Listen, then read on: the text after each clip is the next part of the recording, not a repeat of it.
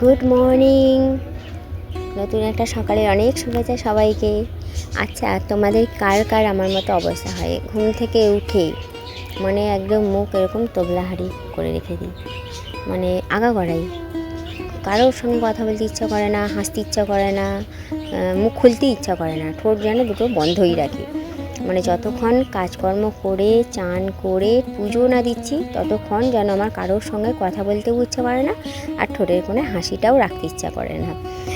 মানে ওই মুখ ওরকম তোবলা করে করেই বাসি কাজকর্ম করি, স্নান করি, পুজোটা দিতে বসি, তারপরে পুরো আমার মাইন্ড অন্যরকম সেট আপ হয়ে যায়। আর এটাও কি তোমাদের সঙ্গে হয় না শুধু আমি এরকম একটু তার কাটা টাইপের?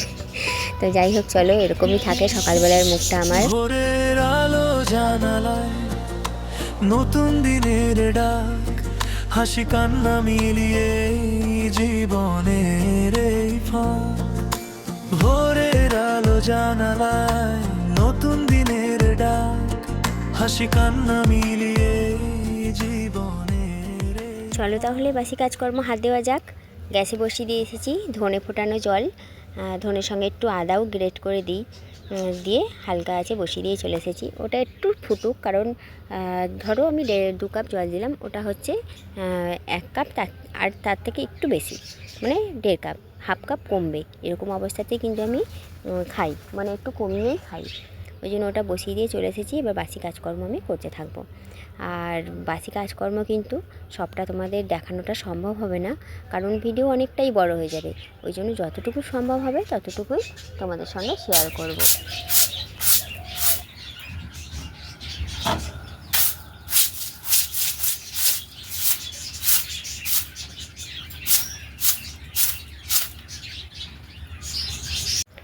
আজকে সকালবেলার আকাশটা দেখে বোঝা যাচ্ছে হয়তো আজকে বৃষ্টি নাও হতে পারে, যেহেতু রোজ একটানা সব সময় বৃষ্টি হয়, গাছ থেকে শুকনো পাতাগুলো পড়ে না, ওই বৃষ্টির কারণে মাটির মধ্যে চেপটে বসে থাকে রোজ, ওই জন্য ঝাঁট দেওয়াটা হয় না। যেহেতু আজকে দেখলাম যে বৃষ্টি হয়তো নাও হতে পারে, ওই জন্য উঠোনটা একদম ভালো করে খুঁচিয়ে খুঁচিয়ে পরিষ্কার করে ঝাঁট দিয়ে নিলাম, দিয়ে চলে এসেছি ঘরে। ঘর বারান্দাগুলো মুছে নেবো। মায়ের ঘর বা ভাইয়ের ঘর, বারান্দা, রান্নাঘর সবই মুছবো, শুধু আমাদের ঘরটা মুছবো না, কারণ ওইটা করতে গেলে কাজের একটু দেরি হয়ে যেতে পারে। ওই জন্য ওই কাজটা একটু রেখে দিলাম, বেলার দিকে করব। তবে চান করার সময় জানো তো একটা কাণ্ড ঘটেছে। এই যে দেখতে পাচ্ছ এতটা লম্বা, আঙুল দিয়ে দেখাচ্ছি, দেখো কি যেন কামড়েছে, ফুলে গেছে, একদম ফুলে লাল হয়ে গেছে। পিঁপড়ে কামড়ালে তো বলো একটা জায়গায় গোল হয়ে ফুলে যাবে, কিন্তু এরকম লম্বাটে টাইপের একদম পটলের মতন কি করে হয়ে গেল, এতটা লম্বা ফুলে গেল, চুলকাচ্ছে, জ্বালা করছে, জানি না কি কামড়েছে না কামড়াচ্ছে, খুব চুলকাচ্ছে আর খুব জ্বালা করছে। তো যাই হোক, চলো, চান করেই তো এই পুজো নাইটিটা পরে বেরিয়ে এসেছি বাথরুম থেকে। এবার নাইটি চেঞ্জ করে নিয়ে ফ্রেশ হয়ে তারপরে তোমাদের সামনে আসছি। Hello Brian, finally good morning, সামনে এসে বলতে পারলাম। তো আজ দিন হচ্ছে বুধবার, আর ওয়েদার হচ্ছে মানে না মেঘ না রোদ না বৃষ্টি না কিছু, একদম আকাশ ঝরঝরে পরিষ্কার, কিন্তু খুব ভালো রোদও ওঠেনি, মেঘলাও করেনি, আবার বৃষ্টি হচ্ছে না, বেশ ভালো ওয়েদার। তো যাই হোক, চলো, এই যে স্নান করে দেখতে পাচ্ছ একদম ফ্রেশ হয়ে তারপরে চলে এসেছি। গরম আছে জানো তো, আর এই যে এতক্ষণে খাবো ধনে ফোটানোর জলটা। আসলে কি বলো তো, থাইরয়েড ওষুধ খাওয়ার 1 ঘন্টা গ্যাপ দিতে হয়, ওই জন্য তখন আর খাইনি। এই যে এখন হালকা একটু গরম করে নিয়েছি, এখন এবার খাবো, খেয়ে দিয়ে পুজো দেবো।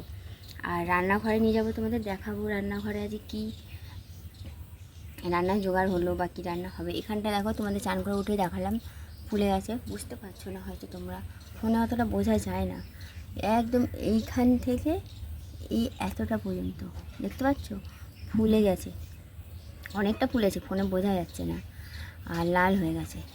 তোমার একটু ভালো করে লক্ষ্য করে বুঝতে পারবে, যেখান থেকে একদম এতটা কী কামড়েছে জানি না, পুরো ফুলে আলু হয়ে গেছে, আর ভীষণ চুলকাচ্ছে, জ্বালা করছে।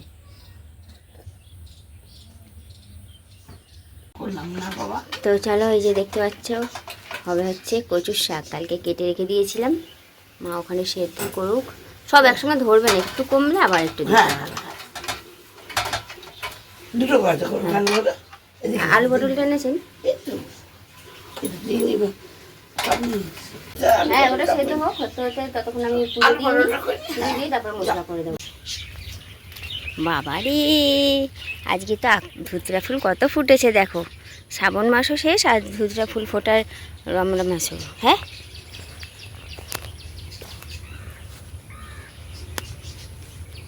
মাইক, এগুলো হচ্ছে মাইক চং। ওই দেখো কাঞ্চন ফুলও ফুটেছে। আচ্ছা বন্ধুরা, তোমাদের কাছে প্লিজ রিকোয়েস্ট করছি, এই কাঞ্চন ফুল কোন ঠাকুরকে দেওয়া যায় আর কোন ঠাকুরকে দেওয়া যায় না, প্লিজ আমাকে একটু কমেন্ট করে জানিও তো। আমি না ঠিক জানি না, জানো তো, কোন ঠাকুরকে দেওয়া যায় না একটু জানিও।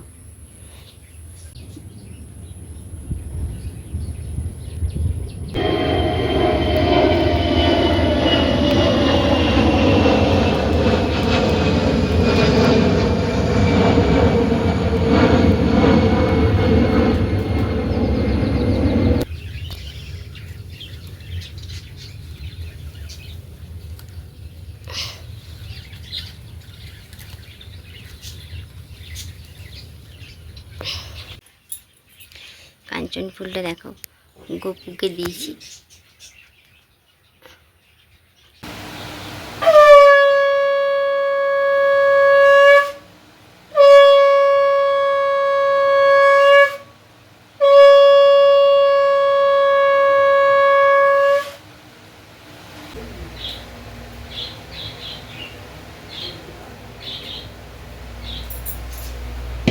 মায়ের কচুর শাকটা সিদ্ধ হয়ে গেছে, এটা নিয়ে চলে এসেছি কলতলায়। কলের জল দিয়ে ভালো করে ধুয়ে নেবো, কারণ এটা কালো কচু শাক তো খুব কালো কষ বেরোয়। এটা যদি ধুয়ে পুরো পরিষ্কার করে না নিই, তরকারিটাও হবে সেই কালচে টাইপের আর চুলকাতেও পারে। ওই জন্য হচ্ছে ভালো করে একদম জল দিয়ে ধুয়ে কালো ভাবটা, একদম কালো কষ ভাবটা সেটা পরিষ্কার করে নেবো। দেখো তোমরা একটু মানে ওই ঝাঁঝরিটা সাইড দিয়ে কিন্তু কালো কষটা বেরোচ্ছে, অনেক কালো কষ বেরোচ্ছে।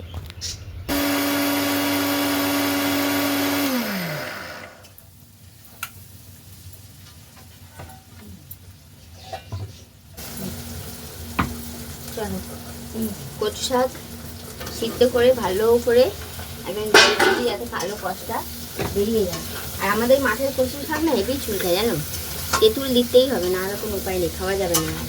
আবার ইলিশ মাছের মাথা দিয়ে হচ্ছে, যদি খেতে না পারি এখানে একদম ভালো করে এই যে ধুয়ে দিয়েছি, জল ভরতে দিয়েছি।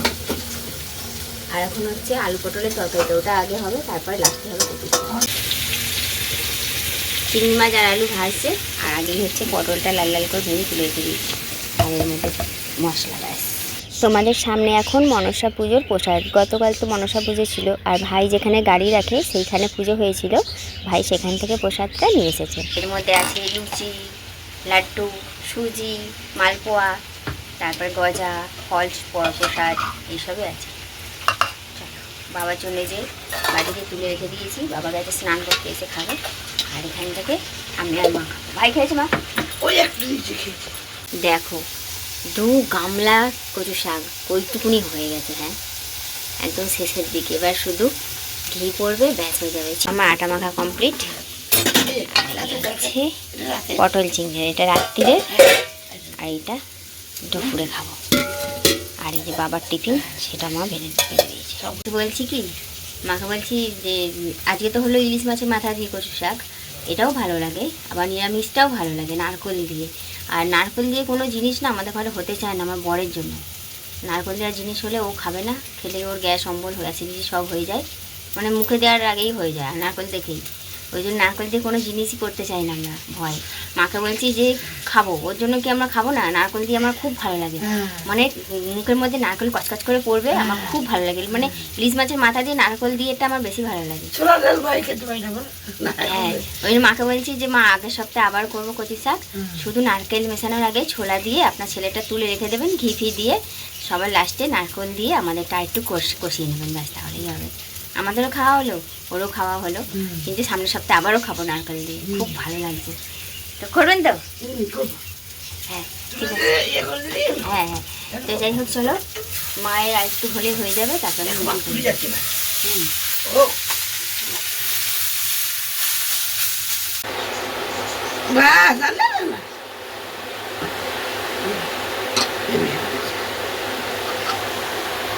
চলো রান্না বান্না কমপ্লিট, টিফিনেও খেয়ে নিয়েছি। টিফিন খাওয়াটা শেয়ার করিনি।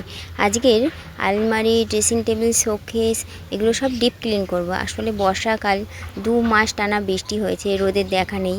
ঘর না একটা সেই ড্যাম্প করার মতো হয়ে গেছিলো, যেহেতু আমাদের মেঝেতে নেট সিমেন্ট করা নেই, তো ওই কারণে সব ফার্নিচারগুলোতে কেমন একটা যেন সেই ছত্রাক টাইপের পড়ে গেছে।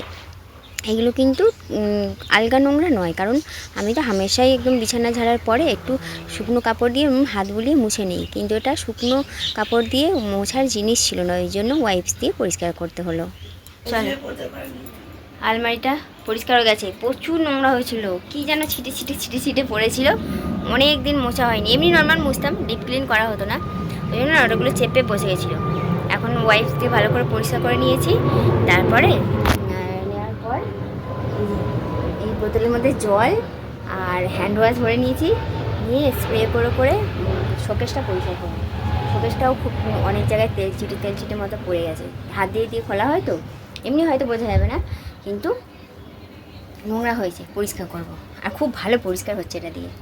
তোমাদের এই জায়গাটা পরিষ্কার করে দেখাচ্ছি। হ্যাঁ, দাঁড়াও।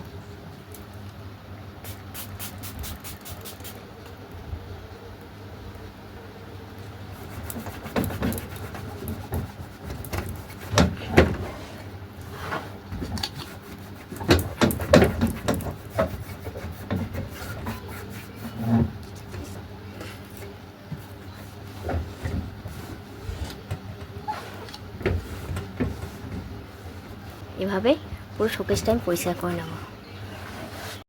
সময়ের সাথে সাথে কত কিছুই না পরিবর্তন হয়ে যায়, সেগুলো ঠিক আমরা বুঝে উঠতে পারি না। একটা সময় ব্লগও করেছি, ঘরের এক্সট্রা কাজও করেছি, মানে সপ্তাহে একটা দিন আমি ঘর পুরো ডিপ ক্লিন করতাম, খাটের তলা থেকে শুরু করে এরকম মোছামুছি সব কিছু করতাম। এখন যেন হয়েই ওঠে না, জানি না কেন। বিশ্বাস করবে না, তোমাদের দেখাচ্ছি, সামনে গিয়ে দাঁড়াও।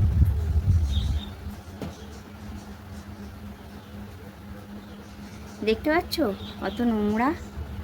এগুলো মানে আলগা ধুলো নয়, কিন্তু যে আলগা ধুলো, আমি আলগা ধুলো রোজ মুছে নিই, এটা চেপে বসেছিল। কত সুন্দর পরিষ্কার হয়েছে। শুকনো কাপড় দিয়ে, আরও একটা শুকনো কাপড় দিয়ে ভালো করে চেপে চেপে মুছতে হবে। ঘর আমার একদম নিট অ্যান্ড ক্লিনভাবে গুছিয়ে নিয়েছি। গোছানো তো ছিলই, কিন্তু এই যে পরিষ্কার করেছি, এটা তোমরা কতটা বুঝতে পারছো জানি না, কিন্তু আলমারি, শোকেস, ড্রেসিং টেবিল এগুলো খুব একটা সেই যে বর্ষাকালের জন্য এটা হয়েছিল না, তারও কেমন সেই ফুট ফুট ফুট ফুট পড়ে গেছিলো ময়েশ্চারের মতো। ওই জন্য একদম ঘষে মেজে ডিপ ক্লিন করে নিয়েছি, ঘষে মেজেই বটে। তোমরা বুঝতে পারবে না, তোমরা তো ভাববে ওরকমটাই, আসলে ওটা খালি চোখেই বোঝা যাচ্ছিলো, ক্যামেরা বোঝা যাচ্ছিল না। বর্ষাকালের জন্য, অতিরিক্ত বৃষ্টির জন্য না ঘরে ড্যাম্প পড়ে গেছিলো, তো ওই কারণে ওরকমটা হয়েছে। তো যাই হোক, ঘর ধরে কাজ আমার একদম নিট অ্যান্ড ক্লিন। আরে এডিট করতে বসবো, একটু গা হাত পা ধুয়ে এসেছিলাম, আর এক দণ্ড জাস্ট গামছা, যেটা দিয়ে গা মুছেছিলাম, ওই গামছাটা দিয়ে মুখে দেখো কিচ্ছু লাগাইনি, কি বিচ্ছিরি লাগছে। জুতোটা পরে জাস্ট বাইরে গামছাটা মিলতে গেছিলাম, আমার পায়ে দপদপনি আরম্ভ হয়ে গেছে। পা দপদপ করছে, সঙ্গে বুকের ব্যথা আরম্ভ হয়ে গেছে, মানে এতটাই তীব্র ব্যথা। তাও আমি হাসি মুখে সহ্য করে যাচ্ছি। আর কতটা ব্যথা দিতে পারে দিক, সব হাসি মুখে মেনে নেব। প্রচুর ব্যথা হচ্ছে, পায়ে ব্যথা করছে, সেই ব্যথা আমার এখানে হচ্ছে, এতটাই ব্যথা করছে। তাও পাত্তা দিচ্ছি না, কারণ একটা জিনিস যদি অনেক দিন ধরে থাকে, সেটাকে নিয়ে বেশি ভাবা চলে না।